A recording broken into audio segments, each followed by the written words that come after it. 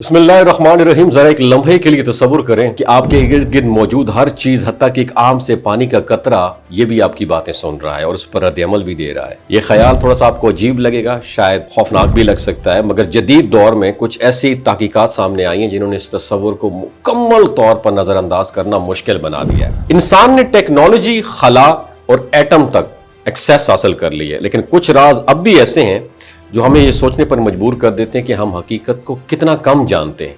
और इन्हीं राजों में से एक पानी का रोल भी है, उसका किरदार भी है। वही पानी जो हम रोजाना पीते हैं, जिससे हमारी जिंदगी कायम है। लेकिन कभी आपने सोचा है कि ये पानी सिर्फ एक बेजान मादा है या इसमें भी कोई रद्द-ए-अमल छुपा हुआ है?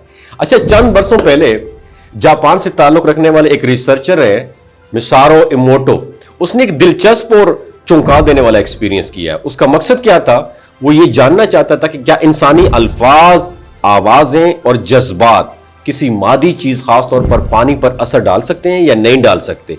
उसने मुख्तलिफ किस्म के पानी को अलग अलग माहौल में रखा, कुछ को मोहब्बत भरे अल्फाज सुनाए, कुछ को सख्त और नेगेटिव जुमले बोले। फिर इन नमूनों को फ्रीज करके उनके क्रिस्टल्स की शक्लों को माइक्रोस्कोप के जरिए देखा और नताइज बड़े हैरानकुन थे, बल्कि कुछ लोगों के लिए तो नाकाबिल यकीन भी थे। जहां मस्बत अल्फाज, नरम आवाजें और खूबसूरत मौसीकी सुनाई गई, वहां पानी की क्रिस्टल निहायत हसीन, बड़े बैलेंस्ड और तरतीब वाले बन गए। जहां नफरत, गुस्सा या मनफी अल्फाज इस्तेमाल किए गए, वहां क्रिस्टल बेतरतीब बने, टूटे फूटे हुए बने और बदनुमा नजर आए। तो यह मंजर सिर्फ साइंसी नहीं था, बल्कि एक गहरा पैगाम दे रहा था। और इस दौरान एक और दिलचस्प मोड़ यह आया कि एक मुसलमान साथी ने इस रिसर्चर्स को मशवरा दिया कि वो कुरान की आयात का भी असर देखे।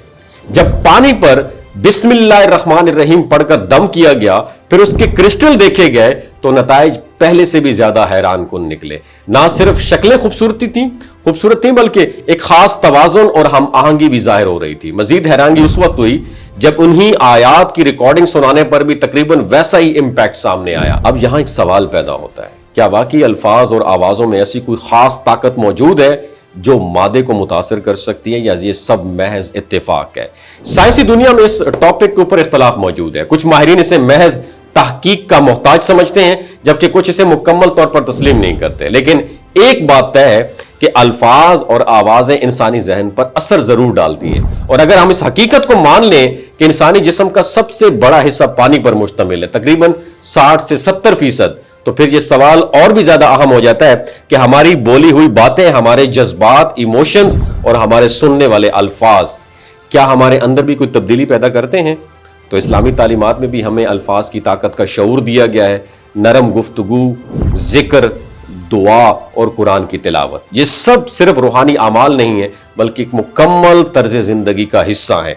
पानी पर दम करके पीना या शफा की नीयत से आयात पढ़ना, ये सब रिवायात सदियों से मौजूद हैं। और अगर आज साइंस इस तरफ इशारा दे रही है कि अल्फाज वाकई असर रखते हैं, तो ये बात गौर तलब जरूर बन जाती है। लेकिन यहां पर एक अहम पॉइंट समझना जरूरी है कि ये तमाम तरह एक्सपीरियंसेस दीन का मुतबादिल सबूत नहीं है। हमारा ईमान किसी लेबॉर्ट्री के नतीजे के ऊपर डिपेंडेंट नहीं है, बल्कि ये मुशाहिदात हमें सिर्फ ये सोचने पर मजबूर करते हैं कि शायद कायनात में वो सब कुछ भी हो सकता है जो हमारी समझ से बाहर है। ये दुनिया महज मादी असूलों पर तो नहीं चल रही ना, बल्कि इसके पीछे एक सिस्टम है। और कुरान हमें बार बार इन्विटेशन देता है कि हम गौर करें, सोचें और इन निशानियों को पहचानें जो हमारे जो है ना इर्द गिर्द बिखर रही हुई हैं। शायद सबसे बड़ा सबक यही है कि हम अपने अल्फाज को हल्का न लें, क्योंकि हो सकता है आपका एक जुमला ना सिर्फ किसी इंसान के दिल को मुतासिर करे, बल्कि आपके अपने वजूद पर भी असर डाले। मोहब्बत, नरमी और मस्बत सोच,